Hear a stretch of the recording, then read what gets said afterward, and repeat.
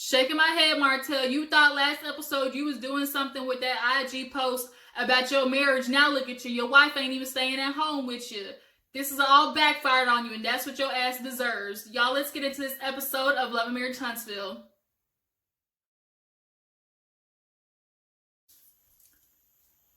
You guys, what's up? Hey, your girl Gigi is back. I'm sorry I have been missing in action the past couple of days, but y'all, the devil was trying to hop on my back. A bitch got her wallet stolen. They was trying to use my money. I had to go to the police department. That was a whole situation. Then I've been planning, I was planning my sister's gender reveal, and we literally just had that yesterday, so I was out of town doing that. Like, all that stuff, I'm going to give you guys, I'm going to be talking to you guys, give y'all a little storyline of my life here in a couple of weeks, and yeah, so y'all gonna get filled in on all of that.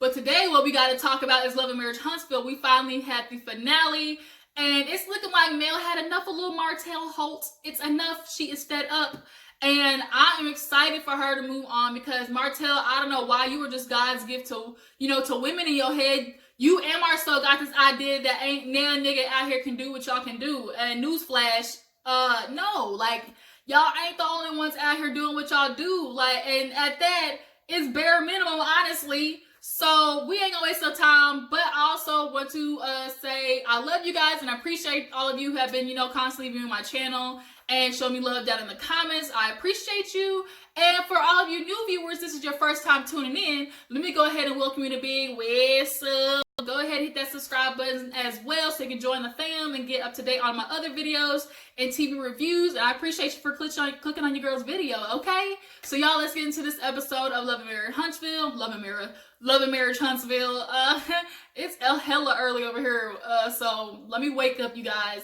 So nonetheless, the episode opens up with Melody. She's emotional. She's finally had enough with Martell Holt. She's getting these pictures together, reminiscing on the old times, or the times that she thought was good. When her and Martell first got married, and they thought they was going to build this family and empire and business and all that type of shit. But now all that is out the window because Martell can't keep his dick in his pants. So she, at this point, is moving out. And, she has nothing left for him. She is paying him dust, and she will not be back until the gender reveal. So as she's leaving, after she's packing her clothes and stuff, Tish actually comes by. And we all know her and Tisha have kind of made up at the game night. So I guess they're kind of like back trying to mend fences and bonding and talking again. And Tisha, she knows better now not to just text Melody. You got to actually physically be there for Melody, or she going to hold it against your ass. So she's checking in on her because Tisha actually wasn't aware of Martell's stupid ass post until a bunch of her friends told her, and she looked it up. So she's like, girl, like, his post, I saw it. I just need to come and check on you. She's like, yeah, you saw that BS? Like, this Negro really got the nerve. And like, Tisha's like, for a person who wants to say, keep our, business off their internet, like, that's real ironic that he did that. And then I didn't even see this part or hear it, but she was like, oh, and then at the bottom, he made a hashtag talking about counting down to 4 years or something like that. So, homies, since y'all got together, you was counting down, ready for y'all's marriage to blow up and disperse into all types of pieces. Like, wow, Martell, you really ain't shit. So then she's like explaining like to Tisha, like, girl, I've had enough. Like, I'm fed up. Martell hasn't shown me anything that makes me want to stay in this marriage. So I'm packing up and I'm going to stay at a friend's house. And she's like, oh, by the way, I'm pregnant too. And Tisha's like, well, god dang, like, damn. So she's like, well, shit, like, I know I'm going through some stuff, but it ain't none of that. It's basically all petty shit compared to yours. And Mel's like, well, fill me in on your mess. And even though, like, Mel and Tisha always bump heads, unfortunately, they're both going through the same exact shit. And from what I see after the preview for the reunion, next season, Tisha's gonna be in the same goddamn situation Melody is in. So you bitches got a lot more in common than y'all do, than y'all think y'all do. And y'all butt heads probably because y'all are so much alike in some aspects. But nonetheless, she was explaining to Mel how she's having trouble with Marceau and feeling appreciated. And Mel gets it because it's like, here's this man who claims he's super dad and stuff, but you start doing all these things you're supposed to do and you want to complain about it. And, oh, go ahead, be on daddy duty. But when I do it, it's you want to find fault in everything I do. And the women are just supposed to sacrifice themselves and then some for the man. But when the man does it, he's just supposed to do his one thing and that's it. And Tisha gets it because all day she's hearing from Marceau, you know, you don't got to do nothing, like you don't work, like you stay, and like she's like, I do work. Taking care of kids is a hard ass job, especially when it's multiple kids. Like I always heard 1 is 1 and 2 is 20. So she got 3 of them hoes. So I'm sure Tisha is tired and she's going back doing part-time jobbing as well. Like Tisha, she has some responsibilities. And Marceau ass ain't cooking, ain't dropping off the kids, ain't taking them to practice. So that's why she had to call Mama Wanda to come down and help our ass, for she be one of them crazy women who drown their kids in the lake and shit. Like, so she's like, girl, then he's fighting with my mama. Like, I'm really just looking for peace. So at this point, it's good to see that they're just finding something in common and they can, you know, kind of be friends again. So then we move on to, Maurice. He was talking on the phone with Kiowa. You know, they always do these FaceTimes and stuff, and they were basically settling off, you know, everything with Monster coming down to, you know, move with them, and, you know, they're getting school situated, and everything's good. And it's like, Kiowa wants to find something else to just pick at. This bitch brings up church. Are you kidding me? Like, I get religion is important, but you is not going to try to find, church to be a reason why your son can't come down to Alabama. Like, she's like, did you find a church? Like, we didn't discuss that. Girl, obviously you and Maurice have some type of same beliefs because you married his ass. So y'all have some type of, you know, similar belief system to what, you know, you would want your son to have. So Kimmi, she's in the other room and she's ear hustling like a motherfucker. Like, she's making sure, you know, I don't hear that bitch call me a trick again and Maurice not say nothing. But, you know, when he gets off the phone and everything's squared away with Kiowa, and he's like, you know, that went great. She's like, oh, really? She was like, you know, he's like, you know, Monster's coming down. That's good for us. And she's like, yeah, that's good for you. He's like, oh, not for us. She's like, once again, Maurice, I hear a lot of decisions being made that affect us, but don't include us talking about it.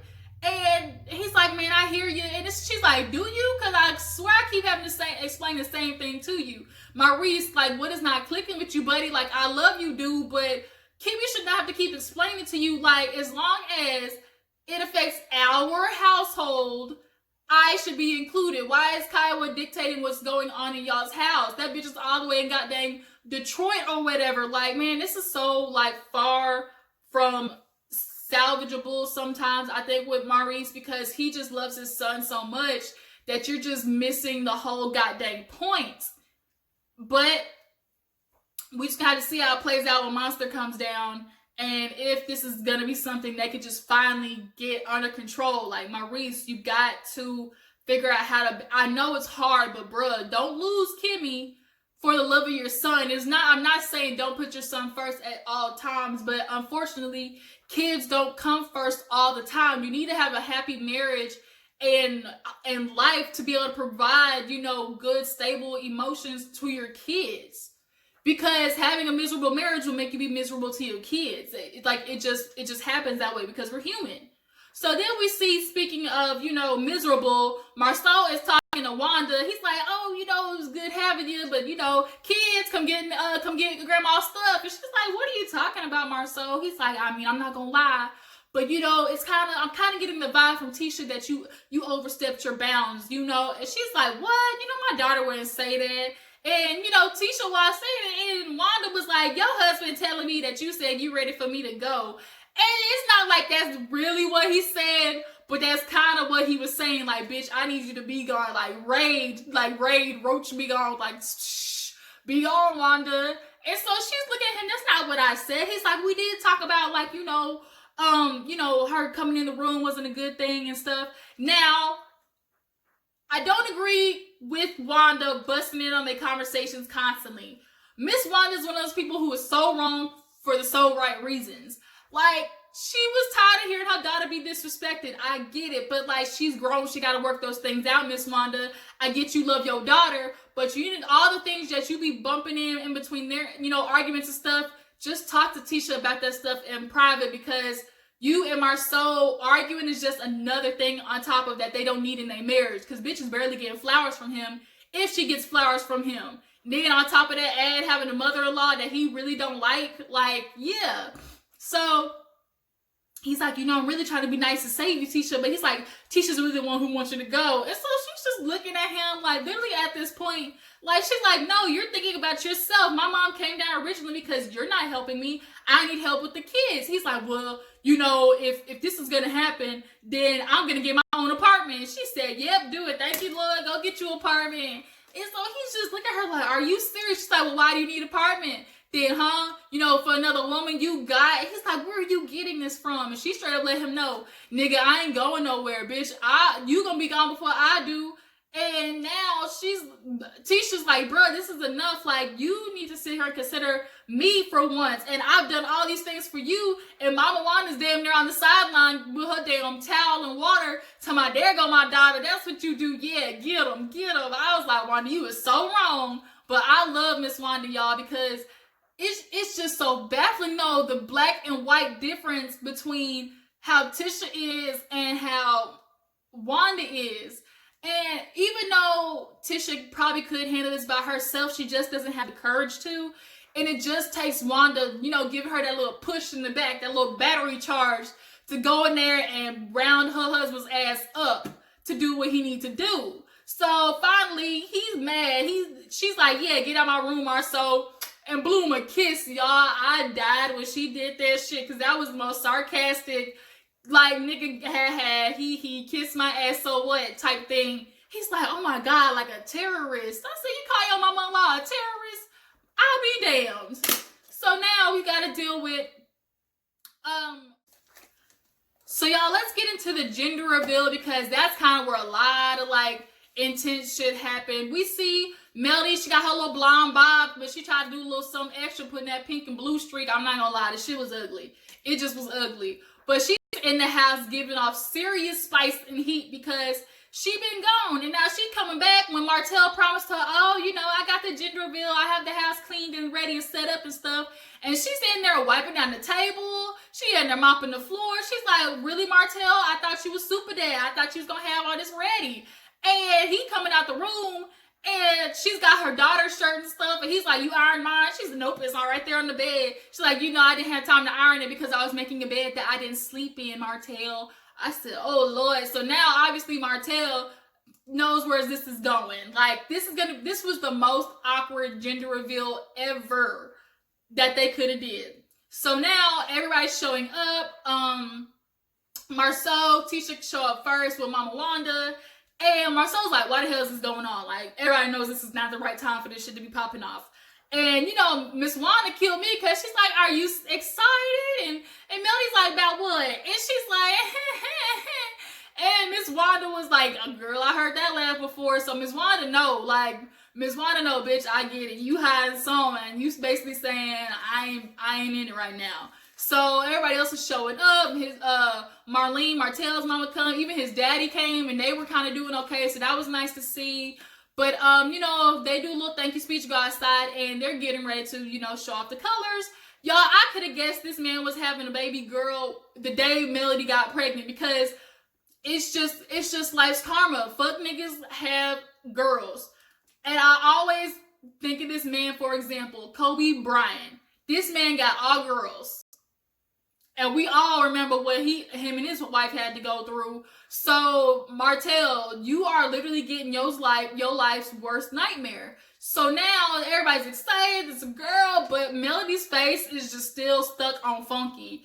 And, you know, Sadara is talking to, like, oh, you know, that's a girl, whoop-de-woo. And, you know, they start, you know, congratulating. He's like, okay, so now that we got this one, we gonna end on a boy. You still gonna get number 5. And Martell's like, why don't you ask Melody? And she's like, oh, are you sure they want to ask me? Are you sure you want to ask me? He used that as his cue to dip. He's like, anyways. And everybody else is looking like, oh no, did we really just witness that? Like, y'all, that shit was so awkward. Those two, like, in a room right now together is just not happening. So Martell goes in, and him and Marceau are talking at the same time. Tisha and Melody are talking in the kitchen. And Marceau's looking at him like, bruh, what's going on? This is awkward as hell. Like, tell me what's going on. And at this point, Martell's like, he's checked out. Honestly, I do think Martell wants a divorce. I do. But his ego won't let him do it. He needs to have a woman there who knows his business, who knows how to work everything. And at the end of the day, it's going to be, the power couple, persona that he needs to, show people. So now, he's like, if the divorce is what she wanted to do, then it is what it is. It's not like, if we started, we can't get back together in a couple of years. And the fact that you're like, that idea to you is even like valuable, like, oh, she's gonna come back in a couple of years, even if this does happen, which means you want the divorce so you can go off, run around real quick, get it out your system, and then for Melody to be right there when you done, playing fuckboy around the city again. Like, what the hell, Martell? And so Marceau, of all people to be trying to give advice anyways, when you the one out there doing the dirt with him, Marceau, kiss my ass. Like, bruh, you are not the person to be asking. So then he's like, I can tell when somebody's had enough. He's like, oh, I look like I've had enough. He's like, yeah, but I just don't want you to look back and, regret not trying a lot more, because you need to think about the possibility of her moving on. He's like, her moving on. He's like, bruh, she can go get another man, another boyfriend. And of course, Martell and his high horse, I don't think Melody's going to get another man like me who's going to treat her as good as I treat her. Moving on. So Melody is in the kitchen telling Tisha, girl, I'm overwhelmed. I've been cleaning all day, getting the kids ready, all the shit, super dad Martell was supposed to be doing. And I'm fed up. Like, I really should have been gone a long time ago. And not to mention, they planned the damn gender reveal on their 11th anniversary, and Martell ain't said nothing to her about it. Even though they fighting, like, you still give a little card, like a little flower, just as a reminder to know that you at least thought about it. He ain't even do that much. So at this point, she's ready to chunk the deuces. So we see a little moment where Monster and Maurice are together at the little trampoline, little city thing. And, it is becoming very apparent that his son's a little on the softer side. So he's like, look, you're going to be coming down here to Alabama, get ready. And it's kind of weird how his son's like, I don't want to come. And then it's like, well, if I come down here, what about mom? Like, I think it'd be cool if she came and moved in the house. And I'm like, oh boy, that is not what you want, Monster. If only you do not know that is not what you want. But the fact that it even came out of his mouth is making me either think he's overhearing some conversations that Kaya was having, or she's doing a very good job of bringing ideas, up around him for him to kind of form his own way of putting his thought process on it, but regardless, Monster needs to be around a man at this moment, the most pivotal time, the preteen, teenage, to what's going to make a man like Kyle, where you're going to be okay. You had it for the first damn 13 years of his life. Like, he doesn't need to be a mama's boy. Girl, you are okay. You will be all right. You can visit that nigga on the summers, just like, Monster does with coming down to see his daddy. You can come down and see him, bruh. And Maurice knows not to bring that damn idea up to Kimmy with having Kyle stay in the damn house. That whole bitch would be up in fire. A house would be on fire before she let Kyle step a foot and not a motherfucker. So we see that Melody got followed by Martell. And this was totally off script, because the cameras didn't even get to the damn parking lot first. And they are sitting there like trying to get, all of the stuff. And Martell's been trying to get a hold of Melody because she's been ignoring his ass. And he's like, oh, this is why you're not talking to me. She's like, Martell, what are you calling me for? We don't need to talk. Remember, count down to 4 years. Remember, Martell? So now he's irate. She's irate because he was picking at her. And now he's ready to go because she done threw it back in his face what he said. So he's like, oh, that's the divorce. We're getting a divorce. She's like, yup. And so now he wants to walk off. She's like, no. Father of the year, husband of the year. You go do it. You got it, Martell. And he pulls off. And then finally Tisha walks up. Now Tisha's checking on her. And you could tell at first Melody was trying to just be like, man, this man followed me around. And was trying to hold it together. But that bitch broke and was like, I can't even look at this nigga no more. He just ruins my spirit. He makes my ass itch, my earlobes burn. He makes my toes curl. He makes my soul go to the depths of the devil. And you could just tell she's had enough of his shit. And this is gonna be like a diary of a mad black woman type stuff. Like, bitch is fed up. If y'all haven't seen that movie, that bitch starved her own paralyzed husband and threw his ass in a damn hot tub because she was so fed up. Look, hell have no fury like a woman scorned. That shit is for real. So Tisha ends up filling Marceau in for Melody's position because she's like, she's been through enough. Like, I'll just let Marceau fill in. So she has her Mommy Business podcast, and Marceau, introduces himself and talks about how they first got together. These hoes got together after a month in college. He proposed to her. First of all, y'all's first date was at Home Depot. How do you have a date at Home Depot? I'm a little confused about that. But she's like, after a month, most people say that's fast. How do you know, like, you were in love? He's like, you don't have to eat ice cream a lot to know you like ice cream. So basically for him, it's like, you had the base qualities that I wanted in a woman. A woman who's going to beat up my ass, let me be the, the man of the house, the alpha male. She's not an alpha personality. He needed somebody soft compared to him. And he found a nice, little Tisha in college who was probably, bright-eyed and bushy-tailed and, ready to please whatever man. Because at the end of the day, you can tell Tisha is just a woman who wants the man to be the man part and, she'll fulfill the woman's part, kind of more traditional. So, so she was like, yeah, but he's like, oh, marriage is not just about love. It's, just the commitment and the like. I get that. But then her view is a little bit more opposite. Like, it, it has to be love because, because I'm not going to like you right now, but still at the end of the day, I love you. And she was like, I could have left your ass plenty of times the first couple of years. This shit wasn't easy. And he's like, what do you mean? She's like, girl, boy, I could have walked away. And you could tell Marceau was not prepared for this type of, fire to come out of Tisha. Because she was like, we had a baby with the first years of us getting together. The first 5 years, were hard. And then she starts going into how, even his aunt came up to her like, I ain't gonna say, he's bad or anything, but just make sure you got you a little savings account, have you some mad money, as some people call it.